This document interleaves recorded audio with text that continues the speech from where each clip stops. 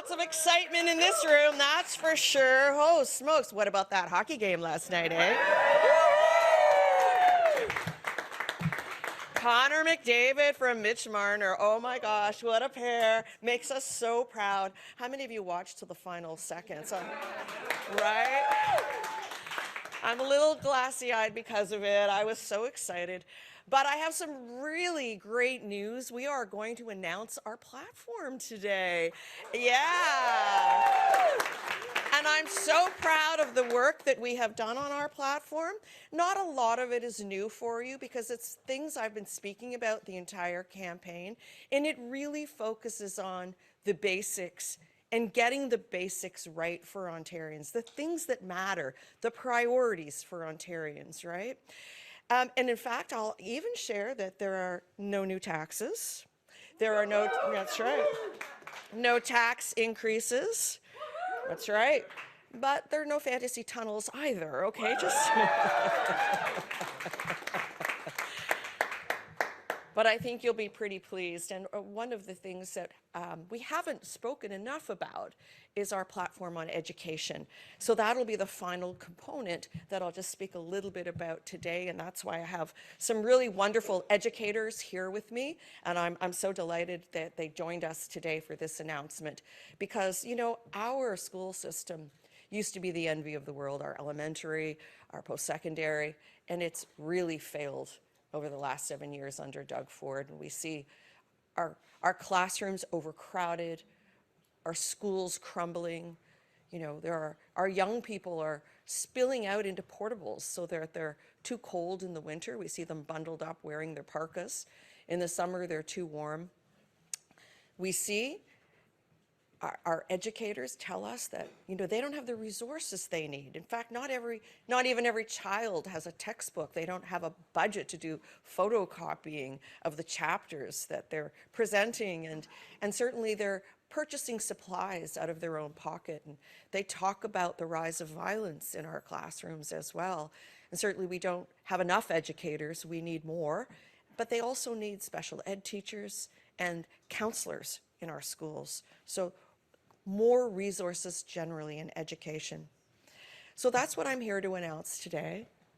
I'm very, very pleased that we're going to focus on education by investing in our education system.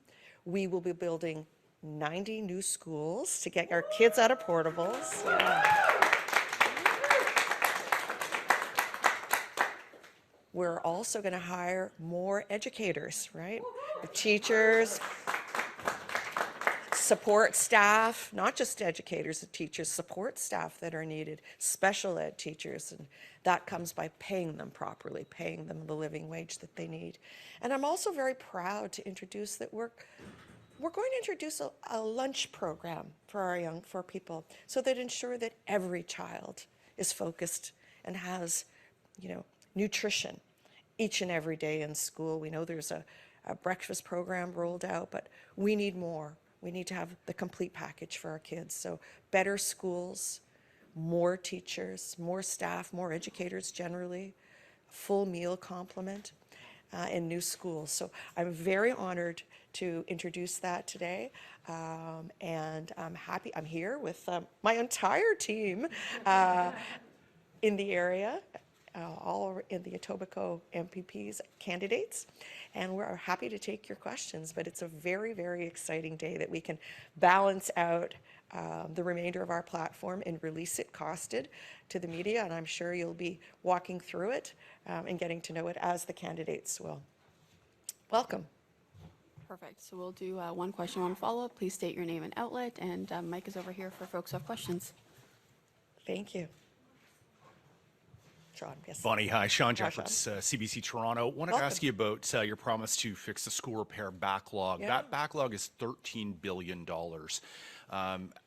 What's the timeline to do that, and how will you pay for that? So as I said, there will be no new taxes and no tax increases. So we have a plan to repurpose funding that's there. And I gotta be honest with you, we're gonna eliminate the gimmicks and the giveaways and the waste that exists. For instance, there'd be no fantasy tunnel, there'd be no $2 billion to speed up the sale of beer and wine, you know, that'll be gone.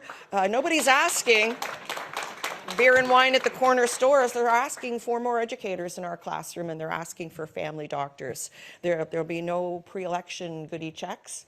Great that it works once, but we have a plan to cut taxes, as you well know, to take the HST off home heating and hydro, cut personal income taxes and small business taxes, to give money back to people. So this has been costed out. You'll see it in the platform. It's just it's repurposing existing funding. The net new spending is $9 billion. Okay, but I can pay for that almost $7 billion of it from those gimmicks and giveaways I've just outlined. So I know the money exists, and we will work our way towards more fiscal discipline. And I know you just said you'd build 90 new schools, but the province has put in place a moratorium on school closures now for years. And there are a lot of schools in this province that are half full and underutilized. What would you do about that? And would you lift that moratorium? So we're going to look at that, right, Sean? We need to understand where the need is. I want to understand where the need is, and if it makes more sense to close a school and build another one elsewhere, or maybe repurpose that school, maybe it needs maintenance and rehabilitation, renovation. So we're going to let the experts deal with that. My plan will include 90 new schools, so some of them may be repurposed. Hi, Bonnie. Jack Hound from the Trillium. Your healthcare portion includes a promise to bring deaths caused by opioid use down to 0 in 4 years. Yeah. It strikes me as a huge promise. You mentioned expanded treatment, recovery, rehabilitation. So could you expand on that a little bit? What kind of treatment? Does that include safe supply in bed? Well, I think we all know that this is something that affects me very personally. I've spoken about it before. I spoke about it again yesterday. One death is too many, as far as I'm concerned. And there isn't a plan today to deal with people who are suffering from opioid addictions and mental health and this crisis that exists. We need a plan, and we need to fund it properly. And we need to help people who want help. Even those who want help today can't get it. There aren't enough provincial facilities, publicly owned facilities, and most can't afford the private ones, right? So we need to put money into a plan to get it done. And this is going to be a huge priority for me, because we've all been affected by this.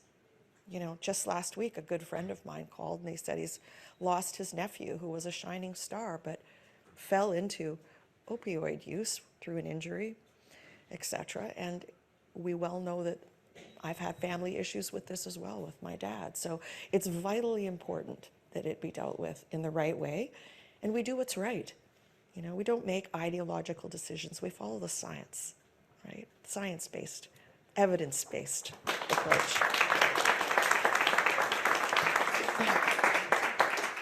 So what specifically is an example of an ideological way to approach this versus a science-based? For instance, would your plan include supervised consumption sites? It could. It could, if it was, as long as we have them in the right place. Certainly, we wouldn't have them near schools, playgrounds, daycares, family parks, anywhere where families, or small businesses. I know they're impacted as well, right? But we follow the science. We make our decisions evidence-based, not ideologically based. Hi.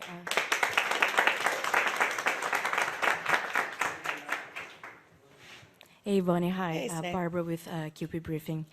I'm wondering, you're announcing $1.8 billion a year for education, including the post-secondary institutions.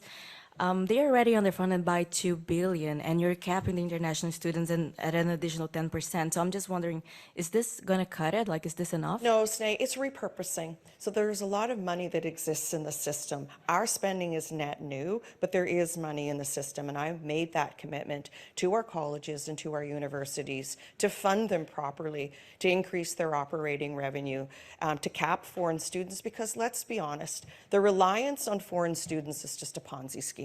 It couldn't last anyways. We have to get back to the days where we had a good balance, and let's open up more spaces for our own children, frankly, as well. So no, that's just a repurposing, but they will be funded properly, so they're not relying on foreign students or on their reserves or on their endowments. You know, save that for a rainy day, and I hope to stop the. On housing, I'm just wondering if so your plan is to invest more to create more affordable housing. Yeah. I'm wondering do you have a plan to address those individuals who are there, obviously because of the housing crisis, but in many ways like struggling with mental health and addiction and just So- not willing to move out, let's say, of the encampments. Right. So it's an excellent question. As you well know, that we're going to kickstart the development industry, not only to build housing, but housing that's affordable for everyone. And we're by eliminating those hidden taxes that are development charges. So we'll lower the cost of building, but we'll lower the price by $170,000. And we'll remove land transfer tax if you're a first-time home buyer, you're a senior, or of course you're a not-for-profit. We're going to incentivize purpose-built rental and incentivize more supportive housing with wraparound care. Just 2 kilometers down the street, where I live on the Mississauga side, are the Lakeview Lofts, built by Indwell, 68 units that are affordable. They're supportive housing with wraparound treatment, including a small food bank. I live across the street. I'm so happy that that exists, and we need more of it. But this is the kind of initiative, working with a partner in the community who understands the business of building supportive housing, who do it elsewhere. I don't think there's a need for a government infrastructure, a new government bureaucracy, when there are partners who are builders who are willing to do it, like this group called Indwell, based out of Hamilton. It's been so successful. I only speak from Mississauga's perspective because that's what I know best, but there are 2 other developments being built right now. But that's a drop in the bucket because that's just Mississauga. Toronto has huge needs. London, Kitchener, Cambridge, Belleville, Brockville, Thunder Bay, everyone has needs, but we have to provide the incentives so that supportive housing gets built with the care with the treatment they need. And I speak to this from the heart because, of course, I was 40 years old to get that call from the Seton House to let me know that my dad was alive and living there, and thankfully he was, and they were giving him counseling and the treatment he needed. We need more of that everywhere. And I could reconnect with him at the end of his life when I was 40. I hadn't seen him since, I was 3 and then 7 at his mother's funeral. Thank you. Sorry. Take a minute. Thanks. Hi. Hey, Marco Vigliati, iPolitics. I'm going Hi. to go a bit off script. The premier's in Washington today. More photo ops? Low-level advisors? I spoke to the energy minister yesterday, talking about some of the sales pitch, or their, the kind of the core of their sales pitch that they're making to lawmakers in Washington. A lot of it about the energy that Ontario can export. A lot of it about the expansion of nuclear power, the investments they made in small modular reactors. If you become premier, under the former Liberal government, it wasn't necessarily, an opposition to nuclear power, just wasn't the same level of wave of investments that we've seen under this government. Is that something you would continue to support, the expansion of nuclear power in this province? There's a lot there. Let's start with, I hope he meets Elon Musk so we can personally rip up the Starlink deal with him, right? And by the way, we have an election on. Why isn't he here fighting an election and fighting for the people of Ontario and protecting our jobs? Because the only job I can see he wants to protect is his own, fancy, filming his fancy commercials in posh, expensive clubs downtown Toronto. Whew. Energy, yes. He also doesn't understand how integrated the energy grid is and how a tree fell on a transformer in Ohio back in, was it 2002 or 2003, and we lost power for 2 days, right? So yes, what are our options? Green options, of course, but yes, I do support expanding nuclear over at Bruce Power. I've toured. I know they have the site ready. Small modular reactors, I think, could make a real difference, particularly in northern communities and mining camps, etc. So, oh yes, I would agree with that approach, but Right now, he should be here. He called an election. He didn't need to call an election. He's still at 16 months in his mandate, right? He has a majority government. He can do what he wants, but he's chosen to call an election to protect his job and outrun an RCMP investigation. And now he's spending it in Washington at photo ops when he should be here fighting the election. I think it's also a breach of the caretaker convention, and I hope that they're spending party money, not government resources, to go down there.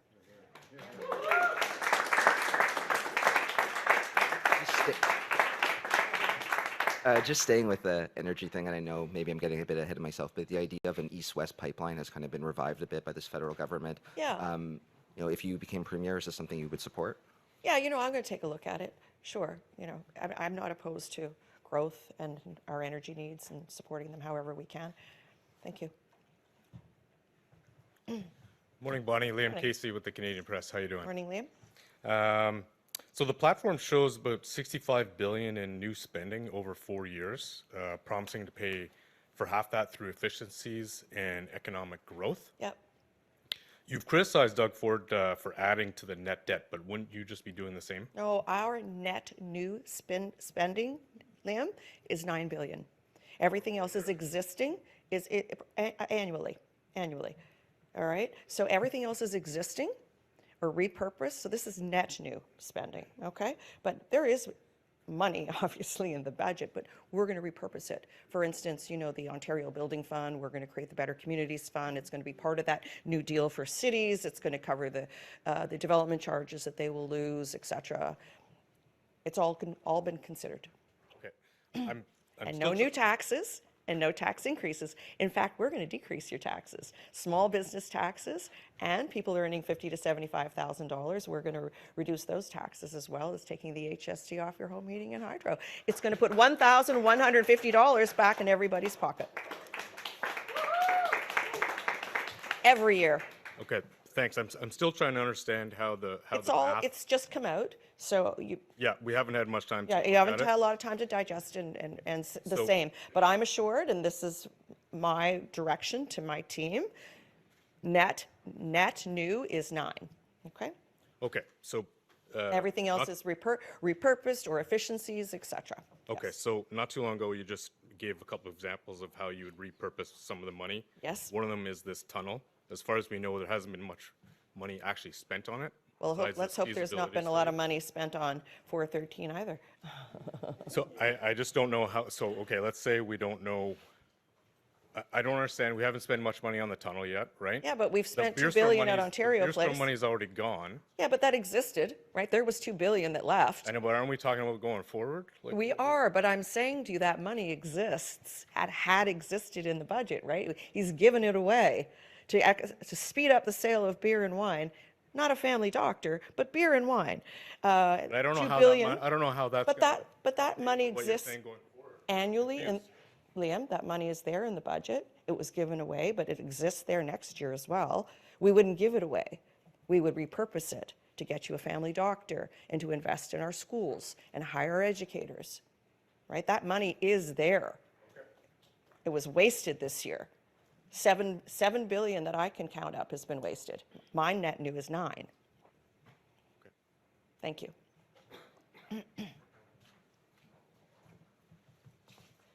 I believe we also have one question on the line. Okay?